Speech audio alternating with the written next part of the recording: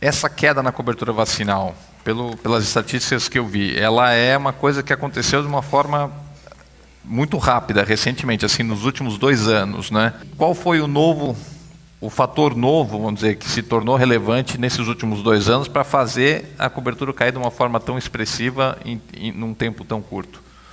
Na realidade, o que a gente tem visto, não existe um único motivo, né? São fatores multicausais, e o que acontece é que esses fatores, né, vai se somando um pouquinho de cada lado e você junta, né, e se transforma na diminuição das coberturas vacinais. Como eu coloquei na minha fala, o primeiro ponto que a gente tem visto é exatamente essa questão do próprio sucesso do programa. Na medida que você não reconhece mais as doenças, não vê mais a sua gravidade, começa a achar que vacina não é necessário, né? Um ponto importante que nós temos visto é hoje que muitos pais acreditam nas vacinas. Mas com essa complexidade do calendário, para uma mãe manter o seu filho vacinado no primeiro ano de vida, ela precisa ir 9 vezes ao serviço de saúde, né? E hoje a mulher no mercado de trabalho, né, fazendo parte da divisão da economia da família, ela não tem tempo mais para ir ao serviço de saúde porque ele funciona no horário comercial. Então, é preciso também que nós repensemos o nosso modelo de assistência primária, né? Precisamos ter horários flexíveis, ter atendimento aos sábados, para que essa população que hoje está no mercado de trabalho, ela possa ir ao serviço de saúde, né? E, principalmente, que a gente possa, né, combater essas notícias falsas que têm circulado, né, principalmente nas redes sociais, que tem realmente sido um grande temor da população, porque ela fica realmente receosa, achando que vacina foi feita para criar um problema na saúde, né? Muito pelo contrário, né? A gente viu, né, que as vacinas foram realmente um precursor da qualidade de vida da nossa sociedade. E qual que é a estratégia do governo, do Programa Nacional de Imunizações, para tentar reverter essa situação? Primeiro, né, nós estamos agora, nesse momento, fazendo uma grande campanha, né? Nós temos que chegar, dia 31 de agosto, vacinando 11 milhões de crianças brasileiras, né, contra o sarampo e o pólio. Então, é importante que pais e responsáveis entendam a importância de que toda criança deva comparecer ao serviço de saúde, porque dessa forma nós vamos estar criando uma imunidade de grupo ao mesmo tempo e fazendo com que nós tenhamos uma barreira sanitária no nosso país e que nós consigamos interromper essa cadeia de transmissão do sarampo que está aqui e evitar que realmente tenha a reintrodução da pólio.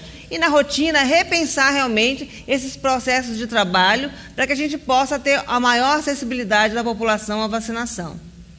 Algumas das vacinas que são aplicadas hoje na rotina, no calendário, já são vacinas chamadas combinadas, onde você, numa mesma formulação, numa mesma dose, você já combina antígenos de 2, 3, 4, 5, até 6 doenças, agentes causadores de doenças infecciosas diferentes. São as chamadas vacinas combinadas. Temos a vacina pentavalente, até hexavalente, com componentes bacterianos, temos trivalente viral e assim vai. Só que essa abordagem, ela tem limites.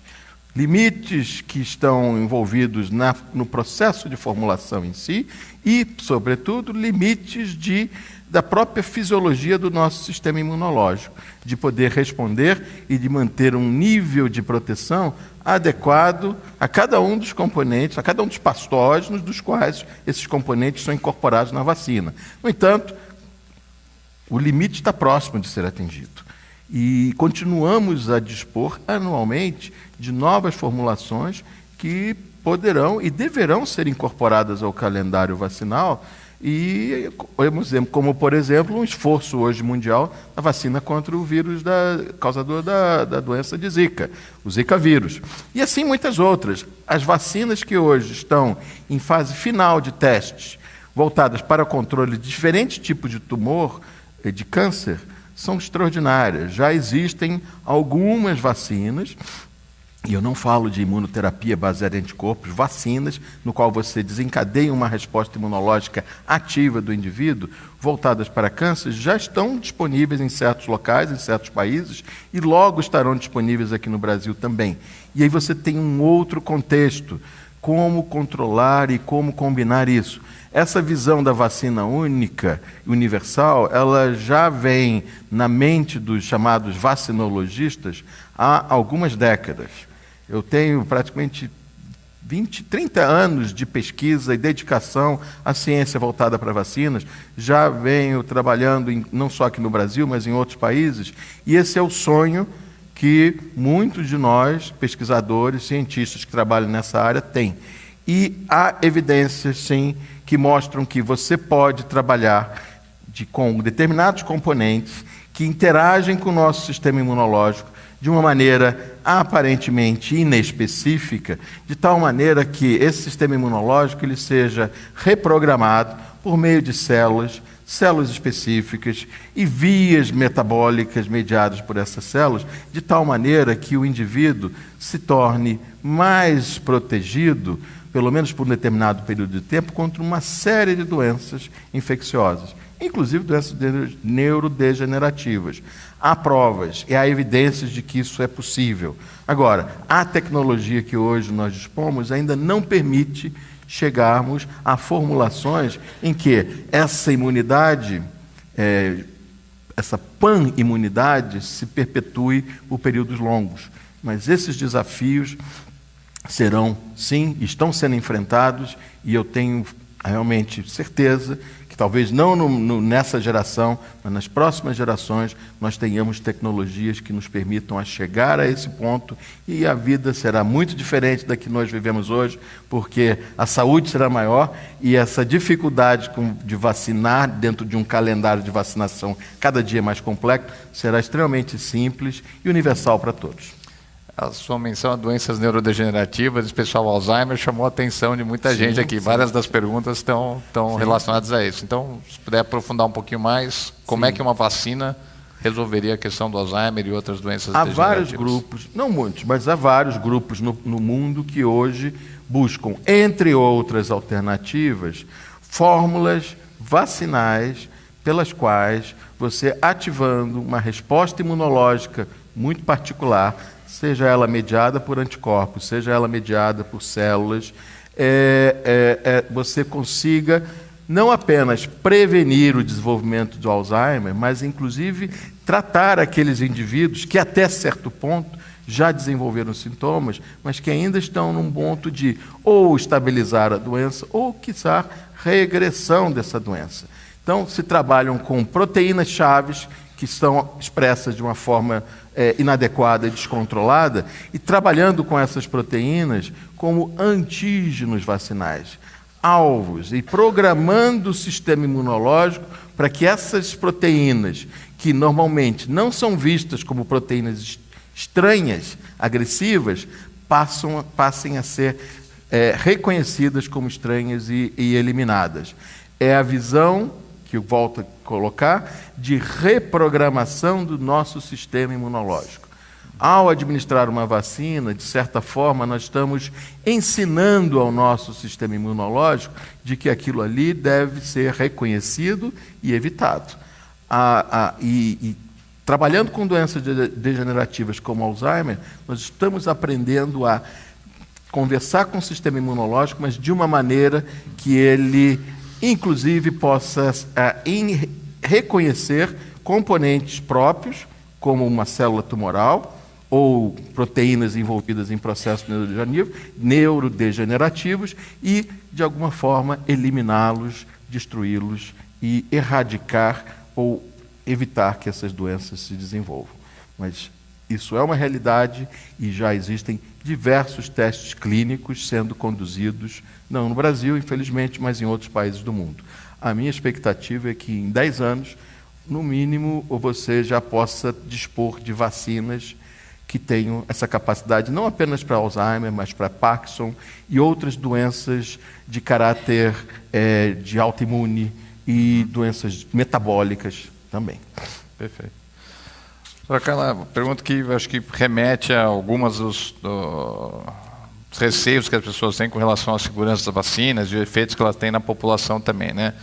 Um pessoal da audiência aqui, da plateia, pergunta se o crescente número de vacinas influencia na seleção de doenças mais fortes, como Zika ou Ebola. Quer dizer, a gente está aplicando tanta vacina nas pessoas, está fazendo, na verdade, surgir doenças ainda mais perigosas no processo, talvez, seletivo de vírus e bactérias.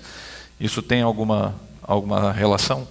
Não há nenhuma evidência, né, que ao você retirar um vírus, você vai ter uma substituição natural por outra bactéria mais forte e resistente, né? O que nós temos visto hoje é o contrário, né? À medida que você vai eliminando doenças, você vai tendo a possibilidade de aumentar a capacidade do teu sistema imunológico de buscar defesas, né, e melhorar a sua proteção, né? Não há nenhuma indicação de que isso possa estar acontecendo. Eu pergunto também sobre a presença de mercúrio e outras substâncias possivelmente tóxicas nas vacinas. Isso também é um mito, né? Hoje são raríssimas vacinas que têm mercúrio, e aquelas que têm é uma quantidade mínima, e que já foi também demonstrado cientificamente que não há nenhuma contraindicação dessa quantidade de mercúrio para causar problemas de saúde na população, né? Geralmente esses mercúrios eles vêm associados a alguns adjuvantes, que é para justamente ter a capacidade de não ter infecção, né? Porque geralmente isso é colocado em vírus multidoses, né? Então, quando você aspira várias vezes aquela vacina, você pode ter uma infecção. Então, esse mercúrio ele vem no sentido de você criar uma proteção e não um problema para a saúde. E aí tem algumas perguntas aqui também, remetendo à questão do autismo. Alguns anos atrás teve aquele famoso estudo relacionando vacinas com autismo. Qual que é a história aí? Existe alguma relação ou não? Isso aconteceu na década de 60, né? Um pesquisador inglês que publicou, inclusive, numa revista de renome, que é o Lancet, né? Um estudo que mostrou uma associação entre autismo e a vacina tríplice viral. E aí os outros pesquisadores ficaram muito intrigados com aquele resultado, porque ninguém viu esse resultado que ele tinha encontrado. E começaram a buscar informação e descobriram que aquele estudo dele era uma fraude. Esse médico perdeu o certificado, né, de continuar clinicando, fazendo pesquisas. É o único trabalho no mundo que o Lancet retirou da revista, demonstrando e pedindo desculpa para a sociedade, mostrando que isso era uma fraude. Mas, infelizmente, né, isso ainda hoje, né, nós estamos em 2018, e ainda circula, né, nas redes sociais, em muitas palestras, pessoas acreditando que vacina de tríplice viral está associada ao autismo, né? O que acontece? Você não conhece as causas do autismo, mas se eu vacino 100% das minhas crianças, aquelas 10 crianças que teriam autismo, coincidentemente, tomaram vacina e depois foi diagnosticado autismo. É o que nós chamamos de associação temporal, né? Você toma uma vacina e você está desenvolvendo aquela doença, né? E coincidentemente, você logo depois de tomar a vacina. Mas isso já foi demonstrado cientificamente que não tem nenhuma associação, né? E que, felizmente, né, a vacina de sarampo protege contra a vida, né, contra a doença, né? E é isso que a gente quer, né? Continuar evitando que o nosso país tenha 100 mil casos de sarampo novamente. O difícil é quando um presidente americano acaba divulgando esse tipo de informação e disseminando isso. O Trump é muito importante que pessoas que tenham posição de destaque, e cada um de vocês contribuem de certa forma, também trabalhando nessa direção, de não divulgar informações que estão muito longe da realidade. Né? Qual que é o tamanho do risco de fato? Né? Qualquer medicamento, se você ler a bula de qualquer remédio na farmácia, você não vai querer tomar, né? Todos têm isso. Então, qual que é o risco real das vacinas e como é que a gente quantifica isso? Isso, como eu coloquei, a evolução tecnológica das vacinas, ela está sendo feita e vem sendo feita no sentido de manter a eficácia, garantindo a segurança. E essa transição de primeira geração, onde você trabalha com organismos inteiros, para a segunda geração, onde você trabalha com frações, sejam elas proteínas ou açúcares, polissacarídeos extraídos de bactérias, no caso de proteínas de vírus também, e você eliminando uma série de outros elementos, como material genético e uma miríade de outras proteínas e compostos, isso já reduz em muito reações adversas. Então você, com as vacinas de segunda geração, sejam elas por técnicas moleculares com DNA recombinante, como a do papiloma, hepatite B e várias outras, que você tem fragmentos altamente purificados, as reações adversas reduzem. Com o material genético, a vacina de terceira geração, há ainda uma certa resistência, não por reações adversas que foram descartadas, mas pela necessidade de se aumentar a imunogenicidade dessas vacinas. E o trabalho hoje conduzido é justamente na direção de você aprimorar a eficácia das vacinas sem o risco de riscos ou efeitos colaterais. Então, a ciência lembrar sempre, né, que uma vacina, assim como um medicamento que hoje é colocado no mercado, ela levou, no mínimo, de 5, que é um caso muito raro, a 10 anos de estudo. E não apenas o estudo de bancada, onde você procura desenvolver a tecnologia, estudos clínicos. Uma vacina, ao ser colocada no mercado, ela já foi testada em milhares de pessoas quanto a eficácia e segurança. É o caso, por exemplo, da vacina da dengue, que hoje está em fase final de testes clínicos e conta com a participação de uma instituição brasileira, o Instituto Butantan, no seu desenvolvimento, em parceria com uma instituição americana. Essa vacina está sendo testada hoje com quase 20 mil pessoas.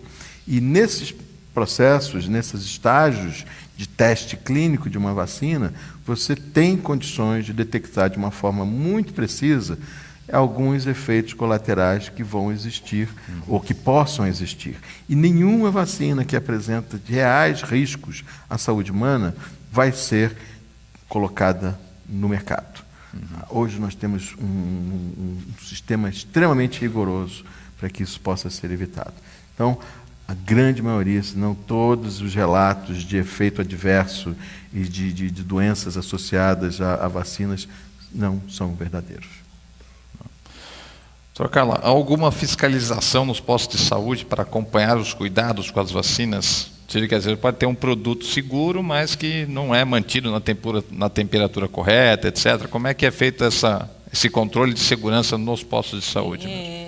Todos os postos de saúde nós temos supervisores, né, que acompanham o processo de capacitação dos profissionais. As vacinas elas têm que ser armazenadas com os termômetros que acompanham, né, a variação, geralmente entre 2 a 8 graus. E a recomendação do Ministério da Saúde é que toda vacina, né, vamos supor, você tem um pico de luz e aí você fica mais que 10 horas a geladeira desligada. A recomendação do Ministério é que essa vacina deva ser desprezada. Então, tem-se todo um controle, uma notificação e um acompanhamento dessas vacinas que nós chamamos de desprezadas, né, que são as perdas trabalhadas. Então, nenhuma vacina que saiu do controle de qualidade deve ser utilizada e não se tem nenhuma justificativa para fazê-la, né, porque você tem realmente os estoques que garantem a substituição imediata disso. Então, numa rede pública, isso é uma condição que é exigido do Serviço de Saúde, realmente é manter as vacinas armazenadas adequadamente e se por algum fato acontece de você perder essa qualidade, elas devem ser desprezadas imediatamente. Nesse ponto, eu até gostaria de fazer uma pequena intervenção, que a questão de se reconhecer se o indivíduo respondeu corretamente a uma vacina, ela é importante, porque há uma fração da população que não consegue responder de forma adequada a uma determinada ou algumas vacinas. Isso é uma característica inerente a determinados indivíduos, que, quando você é vacinado, o que acontece? Você produz anticorpos, e esses anticorpos são específicos. E esse é um dos múltiplos códigos de informação que estão contidos no nosso organismo. Você tem, cada um de nós, circulando nas nossas veias, nas artérias, sangue. E esse sangue contém moléculas de proteínas, anticorpos. E são milhares, dezenas, talvez centenas de milhares de anticorpos diferentes, e cada um com uma especificidade muito particular a um tipo de patógeno, a um antígeno desse patógeno. E uma busca, e tão importante quanto desenvolver antígenos, é técnicas que te permitam, a partir de uma gota de sangue, determinar se você, ao longo da sua vida, desenvolveu imunidade contra diferentes tipos de doenças, seja por exposição ao patógeno, seja pelas vacinas. E isso é possível já de ser feito. Já existem tecnologias que te permitem caracterizar assinaturas imunológicas dessa diversidade de anticorpos, e isso é um avanço tecnológico extremamente importante, ainda não utilizado no Brasil, que pode servir para acompanhar na população aqueles que são soroconvertidos, ou seja, desenvolveram anticorpos contra diferentes tipos de doença, de tal maneira que eles se sintam e estarão protegidos à exposição daqueles patógenos. Isso está sendo trabalhado por vários laboratórios, em determinadas situações, isso é monitorado para um tipo de doença específica. Mas se pode e deverá se fazer isso para uma enorme diversidade de patógenos, de vacinas no futuro muito próximo. Eu acho que esse ponto é fundamental, né, para que a gente aborde a questão, como eu coloquei anteriormente, da imunidade de grupo, né? São pessoas que vão ser não respondedores. Você pode dar 10 vezes aquela vacina para aquela pessoa e ela não vai responder, né? E tem aquelas pessoas que elas têm a contraindicação que elas não vão poder tomar. Quando nós temos essa imunidade de grupo, essa vacinação elevada, essa alta cobertura vacinal, então, indiretamente, nós estamos protegendo essas pessoas, né, que sejam aquelas que não são respondedoras, sejam aquelas que não podem receber a vacina. Então, por isso, manter elevadas coberturas vacinais também é uma responsabilidade social de proteger, às vezes, o seu filho, o seu primo, o seu vizinho, né, que não podem receber a vacina. E, doutor, teve agora... estamos numa campanha forte de vacinação aí contra pólio e sarampo. Até que ponto as metas estão sendo alcançadas e não sendo alcançadas? Que outras medidas podem ser tomadas? Algumas pessoas perguntando aqui se seria benéfico ou eficaz você impor uma obrigatoriedade maior de vacinar e talvez até uma penalidade para os pais que não vacinarem seus filhos. Até hoje, né, nós temos trabalhado com o calendário, ele é obrigatório. Se vocês olharem na lei que criou o Programa Nacional de Imunizações, em 75, a lei fala que todas as vacinas recomendadas pelo Ministério da Saúde devem ser obrigatórias. E como tal, né, você, inclusive, na época, você tirava o salário família e hoje é uma das condicionalidades para você receber a Bolsa Família é você vacinar o seu filho, né? Mas nós temos sempre trabalhado no sentido de não ser obrigatório, e sim de fazer com que a população entenda a importância de manter a elevada cobertura vacinal, manter o calendário do seu filho e o seu próprio calendário atualizado. Mas hoje, né, diante dessa situação, né, o próprio Ministério Público tem trabalhado junto com o Ministério da Saúde, aonde aqueles pais que estão resistindo a não vacinar os seus filhos, que eles estão sendo chamados à responsabilidade, porque isso não é uma opção do pai, ele é uma obrigação e um dever, porque à medida que ele deixa de vacinar o seu filho, ele está colocando a risco de vida ao seu filho. Então, da mesma forma que você não tem que andar com cinto de segurança, você não pode deixar o seu filho sozinho em casa, ele tem que ter obrigação de vacinar. Então, eu acho que assim, é uma cultura que a gente não está acostumado ainda, mas que eu acho que em algum momento ela vai se impor pela sociedade, né? Esperamos que isso não seja necessário, que a gente continue convencendo os pais que a vacina deva ser dada pelo bem e pela qualidade de vida do seu filho. O tempo está esgotado já, então vou só jogar uma última pergunta aqui para o Luiz. Vírus HIV, por exemplo, da AIDS, ainda não existe vacina, não existe uma cura. Quais são as doenças que ainda são um desafio maior para a ciência e quais são as doenças que talvez tem vacinas aí no pipeline já para sair num futuro mais próximo? O HIV é um exemplo bastante dramático, né? Que se investiu em quantidade enorme de recursos na busca de uma vacina.